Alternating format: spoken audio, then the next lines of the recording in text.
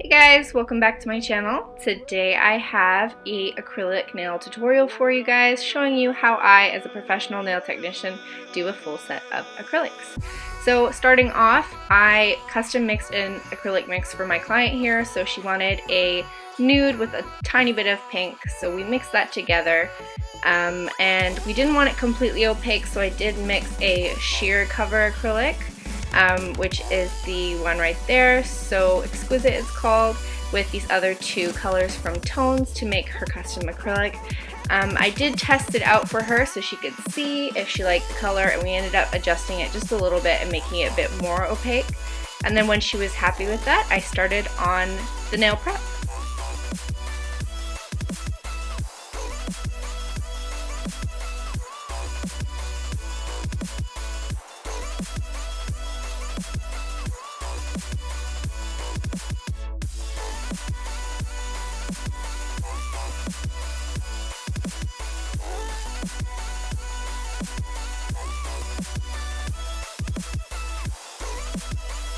Okay, so here you can see me testing out the two acrylic mixes we made on a nail form backing. She was happy with the second shade, so we decided to start on our prep. With this particular client, she has really strong nails and they had grown a bit, but we decided to do some tips on her, so we ended up cutting them back. Not completely, we still did leave a little bit of a free edge there, and once I clipped them down, I went in with my cuticle pusher, gently pushed back her cuticles, and then I started cutting the cuticle on the thumb, and then I went in with my E-file and a cuticle bit and lightly went over the nail at the top to make sure there wasn't any skin left on the nail plate. So going to school, I obviously learned which skin to cut. This is an example of skin you do want to cut when removing cuticles. Lifted and it almost looks pale. That is what you do not want to cut.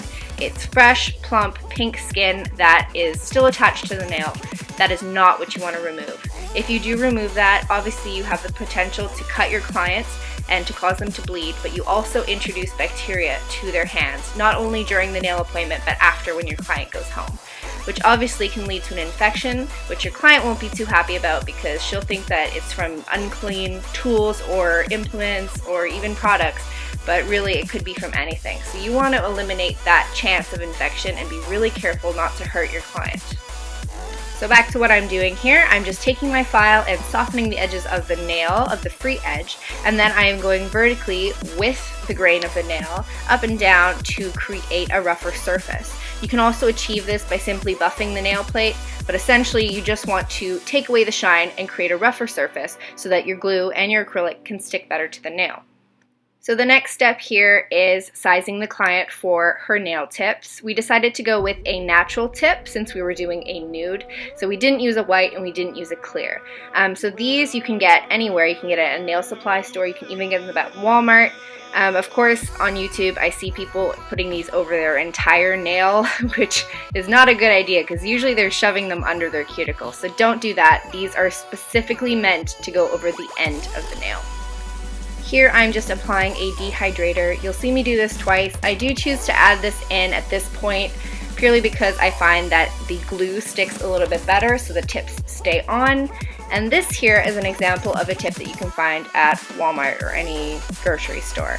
It has a very large well, and typically when you're putting a false nail extension like hard gel or acrylic, you want the least amount of glue and tip and the most amount of your extension product, gel or acrylic.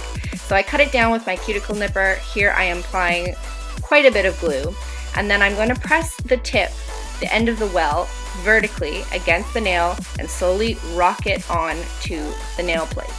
This allows no bubbles to form in the well and pushes all the excess glue over the nail and not over the client's skin and spilling out the sides. If it so happens that the nail does not fit any tip specifically, fear not, this happens more often than not, extremely common. Just take your file or a pair of scissors and lightly file down the sides, making sure you don't disrupt the curve of the nail.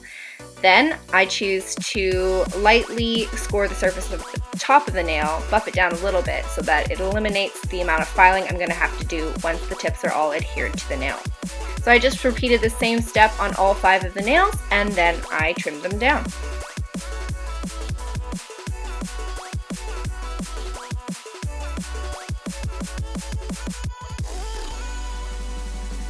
To cut down the nails, I am using a cutter specifically designed for tips. I have no idea what it's called, I just call it my tip cutter. So I first cut the pinky nail and discussed with my client if that was an okay length, and then I went ahead and trimmed all the nails.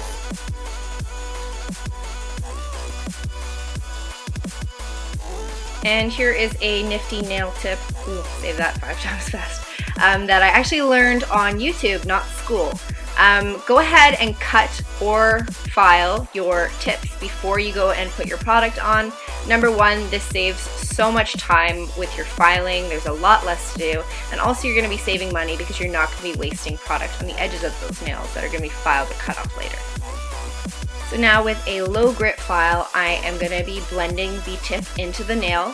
When you're doing this, please do not actually touch your natural nail. When blending, you're only meant to blend the nail tip in. If you're busy filing over the client's natural nail, you're going to create a lot of heat and friction, and it's going to actually burn the client. So you want to only file over the plastic tips, and I promise you it'll blend just as good, if not better, and your client will be a lot happier because they won't be uncomfortable with that hot burning sensation. So here I not only blended the top and the tip of the nail, but I also went in on the sides and perfected the shape again so that I save on time filing later on after I put the acrylic on. Once I'm done filing the free edge of the nail, I just flip the hand over to make sure not only are all the edges even, but all the lengths of the nail are also identical.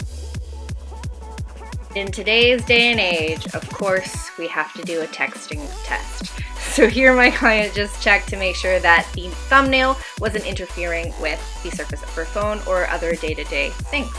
And here I told you I'd be going back in with my dehydrator.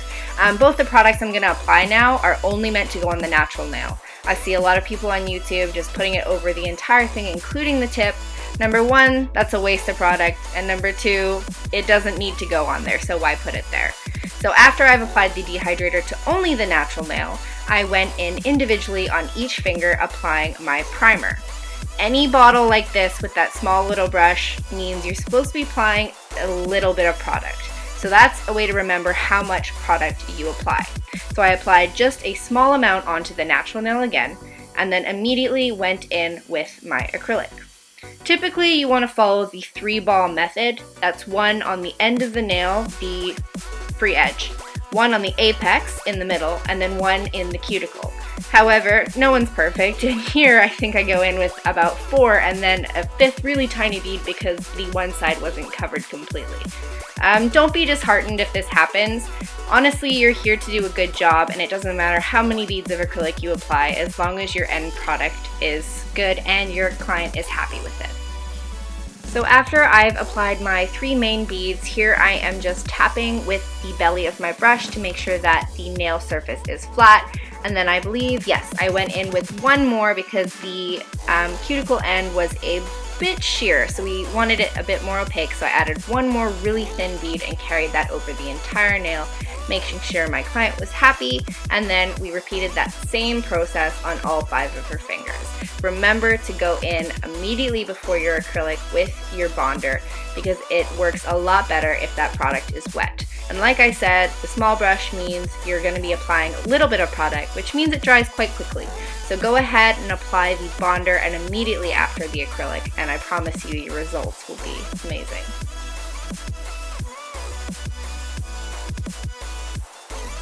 So now that our acrylic has cured, aka dried, I'm going in with my e-file, and over the free edge only, I am filing the bulk of the product off. The reason I only go over the free edge is, number one, this is a very sharp bit. I have personally cut myself before, and I would never ever want to do that for any one of my clients. So I am avoiding the skin area, the cuticle. The second reason is it is a metal e-file, so I do not want to create that friction I was talking about earlier over that nail plate and cause my client any kind of discomfort or heat or burning sensation. So I typically go over the ends of the nail, and then I just choose to spend a little bit of extra time and go in with a hand file, focusing near the skin and making sure that, number one, my client is comfortable, and number two, I get perfect results with my filing in the end process.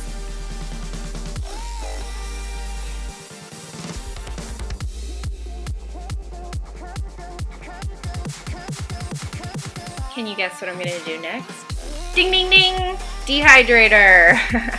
So this particular set, I didn't actually go all the way to the cuticle with the acrylic, purely because she knew I had just ordered some nail charms online and she was coming back in 1 week to fill in her set and get some cool nail art.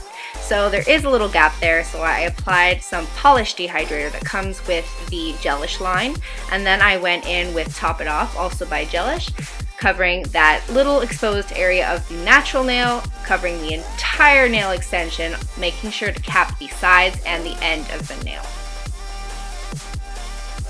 After that top coat has cured in my LED light for 45 seconds, I take some rubbing alcohol on a cotton ball and rub off the sticky inhibition layer. Then I go in and do my thumb separately so that it can go in completely flat, and I eliminate the chance of the top coat sliding off the side of the nail and leaking into the cuticles.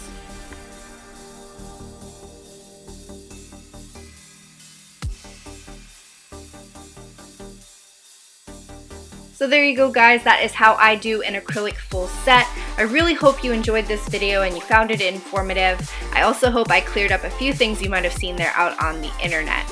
If you enjoyed this video, make sure you let me know, click that like button, and if you'd like to see more of my videos and learn a bit more, click the subscribe button so you won't miss out on my next video, and don't forget to check me out on my other social media platforms where you can learn about my videos ahead of time and see progress photos and work I do on my clients.